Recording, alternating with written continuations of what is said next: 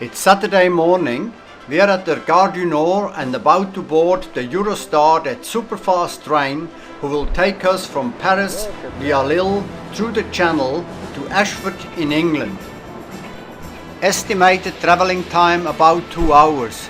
We will be travelling at speeds of up to 300 km an hour and more across that vast farmland of northern France, passing Lille, then through to the Channel and on to Asfort south of London.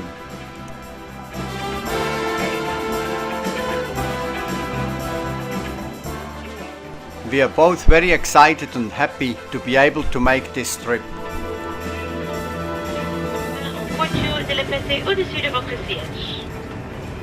Oh, we're sitting very comfortable.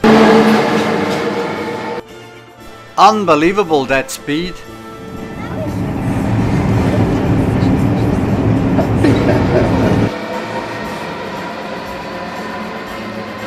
Bye-bye. That was quite something, I tell you. Well, we disembarked at Asfort and we're now going to get a rental car. With a brand new Ford Focus, we're off to the White Cliffs of Dover.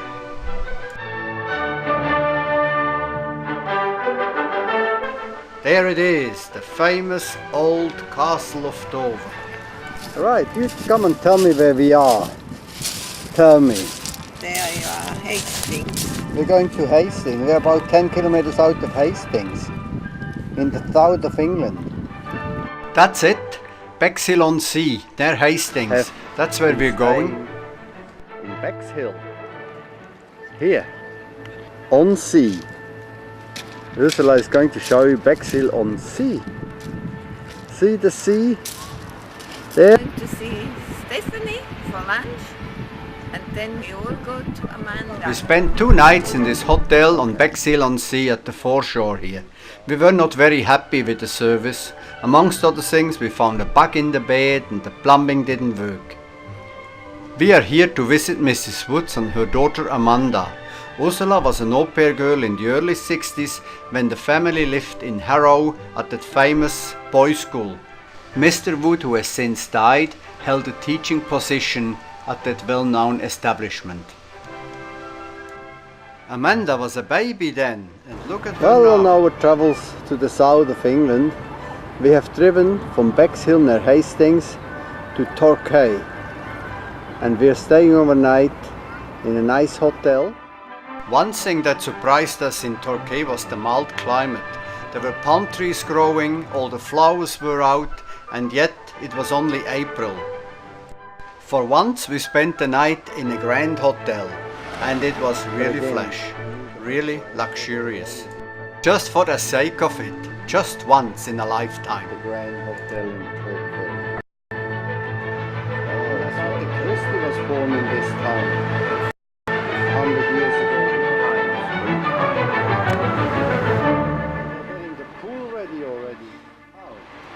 She stayed in this hotel every time she came here.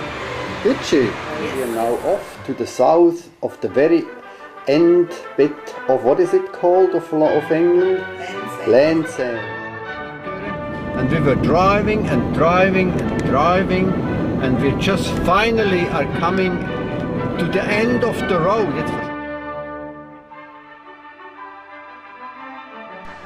It's so windy down here at Land's End that car owners have changed from petrol to wind power.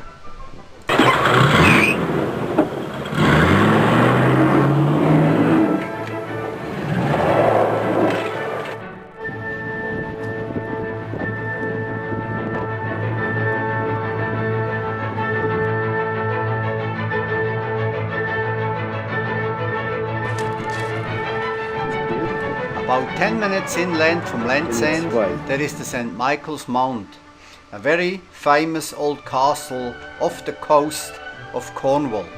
Look at that marvelous English patisserie, selling shocking Cornish pasties. Ooh. And there's an old man living out there.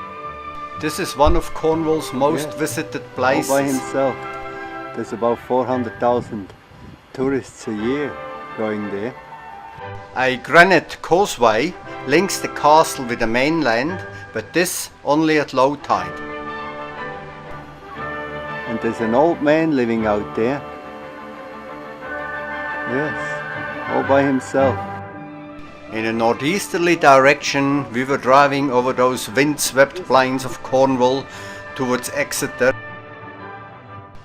It turned out to be a rather long drive, and we finally made it into Exeter, where we found accommodation in this beautiful hotel here. So, jetzt sagst du was? Mensch, da muss man schauen, wohin das wir gehen. Wo? Here. Look. Yesterday we went to Launceston in the Tamar Valley, and today we go from Exeter to Wellington, to Burnham-on-Sea, to Bath. Here is Bath, and then we go somehow through here to Oxford. We might get more brains. Okay, we're off to Bath.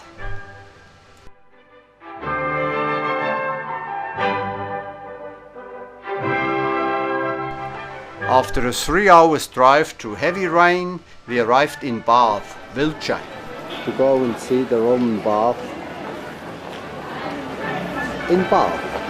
And that's where we are. The site was reconstructed to its original splendor some 130 years ago, and it is quite spectacular.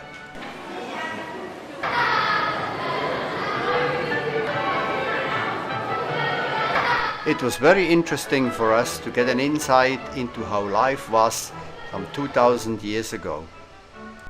Unfortunately, the weather was anything else but nice, but driving to those picturesque little villages and towns was quite something, even on a wet day. Beautiful.